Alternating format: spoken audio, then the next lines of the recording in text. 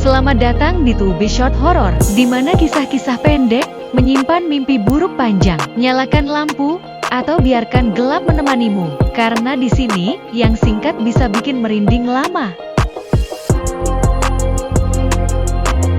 Gunung Lawu, tempat angin berbisik dan kabut turun tanpa aba-aba, tak hanya dikenal indah, tapi juga sarang kisah-kisah yang disembunyikan dari mata dunia. Salah satunya ritual tengah malam. Tapi ingat, jika kau ikut, jangan pernah bertanya, dan jangan pernah menengok ke belakang. Gunung Lawu bukan hanya jalur favorit para pendaki, tapi juga tanah penuh misteri yang diwariskan dari zaman leluhur. Di balik keindahan alam dan kabut yang menari di antara pepohonan, ada sebuah larangan yang tak pernah diucapkan sembarangan. Jangan pernah mendaki saat bulan gelap, dan jika kau melihat api biru atau mendengar suara gamelan di malam hari, jangan bertanya, jangan tengok ke belakang. Perjalanan yang biasa, Rian, vlogger, ambisius, ingin viral. Dita, kekasih Rian, perasa dan sensitif. Yoga, teman kocak, skeptis tapi nekat. Santi, pendiam, sering melihat hal-hal lain.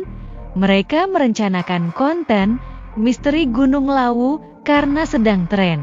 Berangkat sore hari dengan peralatan lengkap dan semangat tinggi. Saat check-in di base camp Seto, mereka disambut oleh seorang kakek penjaga warung, mengenakan ikat kepala hitam dan mata tajam. Kakek, dengan nada berat,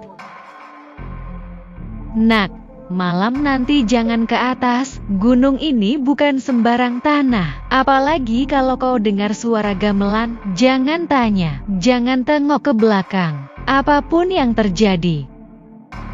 Hoga, wah, malah makin seru dong, cocok buat thumbnail YouTube.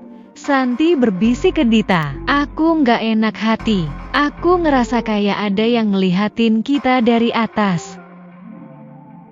Pukul 11 malam 40, kabut turun tebal. Tiba-tiba, dari kejauhan terdengar suara gamelan lirih, seperti dari dalam hutan. Tak lama kemudian, terlihat api biru melayang pelan. Rian sambil merekam, "Gila, kalian lihat itu? Cahaya biru beneran? Ini dia konten mahal." Dita, "Rian, kita harus balik. Ingat kata bapak tadi." Yoga, "Ayolah, kita intip aja. 5 menit doang, habis itu balik." Mereka mengikuti suara dan cahaya, masuk ke jalur kecil yang tidak ada di aplikasi peta. Kabut semakin pekat, suhu mendadak turun. Pohon-pohon seperti membisikkan sesuatu yang tak terdengar jelas.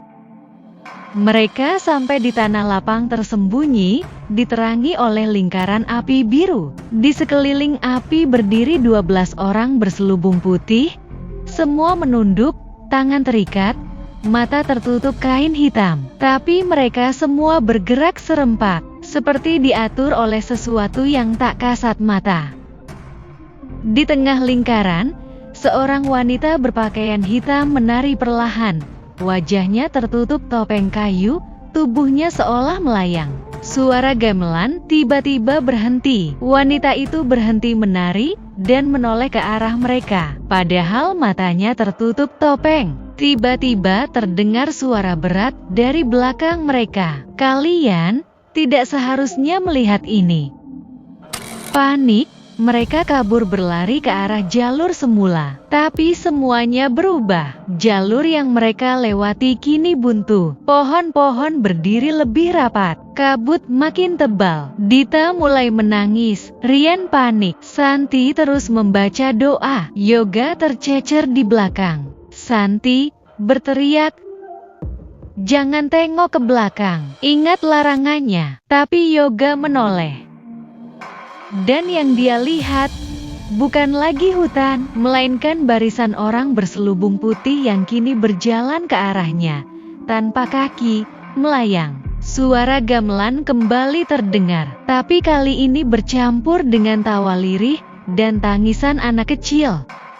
Pagi yang tak sama. Pagi harinya, 3 dari mereka ditemukan di dekat pos pendakian, lemas dan linglung. Yoga hilang. Saat dicek kamera mereka, ada rekaman terakhir. Wajah Yoga pucat.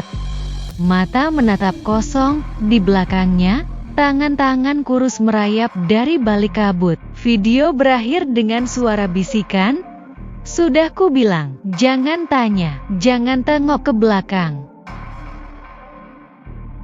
Gunung Lawu menyimpan banyak rahasia yang tak tertulis.